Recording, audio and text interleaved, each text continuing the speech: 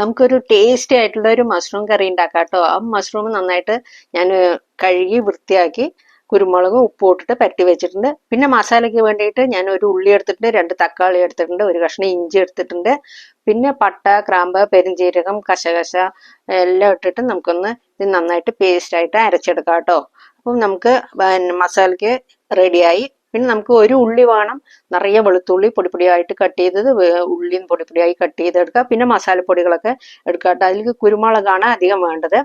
പിന്നെ നമുക്കൊരു ചട്ടി വെച്ച ശേഷം എണ്ണ ഒഴിക്കുക, പെരുംജീരകം ഇട്ട് കൊടുക്കുക, പിന്നെ ബിരിയാണി ഇല ഇട്ട് കൊടുക്കുക, പിന്നെ വെളുത്തുള്ളിയും പിന്നെ ഒരു സവാള പൊടിപ്പൊടിയായി കട്ട് ചെയ്തത് ഇട്ട് കൊടുക്കുക കേട്ടോ. ഞാൻ അരയ്ക്കാൻ വെളുത്തുള്ളി ഇട്ടിട്ടില്ല കേട്ടോ.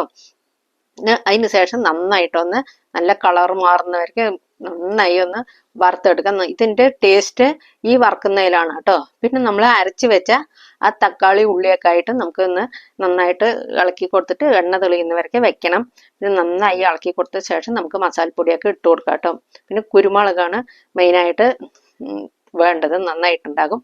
പിന്നെ കുരുമുളക്, മല്ലിപ്പൊടി, മുളക് പൊടി, പിന്നെ ഗരം മസാല ഞാൻ ഇട്ടിട്ടില്ല. ഗരം മസാല നമ്മൾ ഇതിൻ്റെ കൂടെ പൊടിച്ച് അരയ്ക്കാനിട്ടതാണ് കേട്ടോ. പിന്നെ നമുക്ക് നന്നായി ഇളക്കി കൊടുക്കുക. പിന്നെ മഷ്റൂമിൽ കുറച്ച് ഉപ്പ് ഇട്ടിട്ടുണ്ട് ഞാൻ. അപ്പോൾ നമുക്ക് ഇതിന് പാകത്തിൽ ഉപ്പിട്ട് കൊടുക്കുക. പിന്നെ മല്ലിയില ഇട്ട് കൊടുത്തിട്ട് നന്നായി ഇളക്കിയ ശേഷം നമുക്ക് മഷ്റൂം കൊട്ടി കൊടുക്കുക. കുറച്ച് വെള്ളം ഒഴിച്ചു കൊടുക്കണം കേട്ടോ.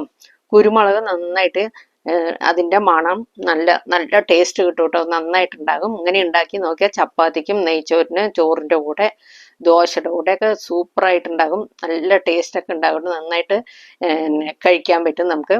പിന്നെ നമ്മൾ ചിക്കനും മീനും ഒക്കെ കഴിക്കാത്തവർക്ക്, ചിക്കനും മട്ടനും അതൊന്നും കഴിക്കാത്തവർക്ക് നമുക്ക് ഇത് നന്നായിട്ട് ഇഷ്ടപ്പെടും കേട്ടോ. പിന്നെ നന്നായിട്ട് വെള്ളം ഒഴിച്ച ശേഷം കുറച്ച് ഉപ്പിട്ട് കൊടുത്തിട്ട് നന്നായി അങ്ങ് കുറുകി വരുന്നവരേക്ക് നമുക്ക് വെയിറ്റ് ചെയ്യാം കേട്ടോ. കുറച്ച് ഇടയ്ക്കിടയ്ക്ക് ഇളക്കി കൊടുക്കാം. അതിന് ശേഷം നമുക്ക് ഇതാ പിന്നെ ഉപ്പ് അതൊക്കെ കറക്റ്റായിട്ട് നോക്കാം കേട്ടോ. കുരുമുളകിൻ്റെ മണം നല്ല ടേസ്റ്റ് ഉണ്ടാകും. പിന്നെ മല്ലിയില ഇട്ട് കൊടുത്തിട്ടുണ്ട്. പിന്നെ ഒന്ന് അടച്ച് വെച്ചിട്ട് നമുക്ക് കുറച്ചൊരു 5 മിനിറ്റ് വെച്ച് കൊടുത്താൽ ആ വെള്ളമൊക്കെ ഒന്ന് വറ്റിയിട്ട് കുറുക്കി നന്നായിട്ട് കിട്ടും. പിന്നെ നിങ്ങൾക്ക് ഇത്തിരി ലൂസായിട്ട് കറി വേണം വെച്ചാൽ അങ്ങനെ എടുക്കാം കേട്ടോ. ഞാനിത്തിരി കസ്തൂരി മേത്തി ഇട്ടിട്ടുണ്ട്. ആ കസ്തൂരി മേത്തി പിന്നെ അതിൻ്റെ മണം എനിക്ക് ഭയങ്കര ഇഷ്ടമാണ്. പിന്നെ കരിവേപ്പിലയും മല്ലിയും കുറച്ചും കൂടി ഇട്ട് കൊടുത്തിട്ടുണ്ട്. നിറയെ മല്ലിയും കരിവേപ്പിലയൊക്കെ ഇട്ട് നന്നായിട്ടുണ്ടാകും. അതുകൊണ്ടാണ് ഞാൻ 3 പ്രാവശ്യം അത് ഇട്ട് കൊടുത്തത് കേട്ടോ. പിന്നെ കുറച്ച് വെളിച്ചെണ്ണ ലാസ്റ്റ് ഒഴിച്ചു കൊടുക്കുക. എന്നിട്ടൊന്ന് 10 മിനിറ്റ് ഒന്ന് അടച്ച് വെച്ചിട്ട് ഗ്യാസ് ഓഫാക്കുക. എന്നിട്ട് നമുക്ക് കുറുമ എടുക്കാം കേട്ടോ. ചേട്ടൻ കഴിക്കാൻ എടുത്തിട്ട് പോയി. ഇനി ഞാനിപ്പോൾ കഴിക്കാൻ വേണ്ടി എടുക്കുന്നത് നല്ല ടേസ്റ്റാണ്. നിങ്ങൾ ഉണ്ടാക്കി നോക്കിയിട്ട് അഭിപ്രായങ്ങളൊക്കെ പറയുക, ലൈക്ക് ചെയ്യുക, കമൻറ്റ് ചെയ്യുക, സബ്സ്ക്രൈബ് ചെയ്യുക, ഷെയർ ചെയ്യുക. ഇനി അടുത്ത വീഡിയോയിൽ